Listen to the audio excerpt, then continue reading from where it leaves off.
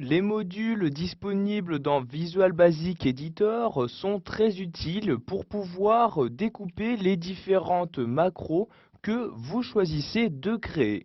Donc tout d'abord, si vous souhaitez afficher les modules que vous avez déjà enregistrés, vous allez vous rendre à gauche dans l'explorateur de projet et cliquer ici sur le plus se trouvant à gauche du dossier module. Donc vous voyez, je clique sur le plus et comme vous pouvez le voir ici, je possède donc 3 modules, c'est-à-dire donc 3 macros différentes. Donc si je souhaite afficher le code des macros correspondantes, je vais double-cliquer sur le module. Par exemple ici le module 1, je double-clique dessus et voyez donc ici la macro, donc le code de la macro qui s'affiche. Donc par exemple ici, vous pouvez voir le nom de la macro et ce qu'elle fait donc ici en code. Si vous souhaitez maintenant créer une nouvelle macro en utilisant le langage VBA, vous allez devoir tout d'abord créer un nouveau module.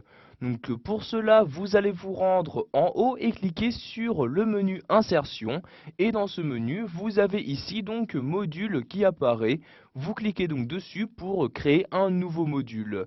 Vous pouvez voir maintenant que module 4 est apparu et en même temps donc celui-ci s'est ouvert et je peux donc maintenant saisir du code VBA pour procéder donc à la création d'une nouvelle macro dans Excel 2010. Donc une fois que j'ai terminé donc de saisir mon code, je vais aller ici donc sur la croix en haut à droite, vous voyez je clique dessus et maintenant mon module est fermé. Pour le rappeler, rien de plus simple, il me suffit de me rendre à nouveau à gauche et de double-cliquer sur celui-ci. Par exemple, si je souhaite réafficher le module 4, je double-clique dessus et voyez donc celui-ci s'afficher dans la nouvelle fenêtre qui vient d'apparaître. Pour finir, nous allons voir comment supprimer un module se trouvant donc dans ce logiciel. Donc par exemple ici le module numéro 4, donc si je souhaite le supprimer, je vais faire un clic droit dessus et dans le menu qui apparaît, j'ai ici donc supprimer module 4 qui est disponible. Je clique donc dessus et je vais avoir ici donc un message qui va apparaître me demandant si je souhaite tout d'abord exporter, donc c'est-à-dire sauvegarder sur le disque dur de mon ordinateur ce module en question. Donc si vous souhaitez donc l'exporter, vous cliquez sur oui, sinon vous cliquez sur non et vous avez ici bien évidemment la possibilité d'annuler l'action que vous venez de faire.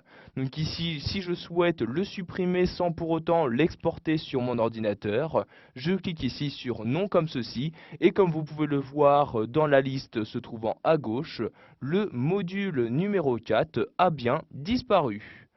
Voilà, vous avez maintenant la possibilité de gérer les modules dans Microsoft Visual Basic Editor.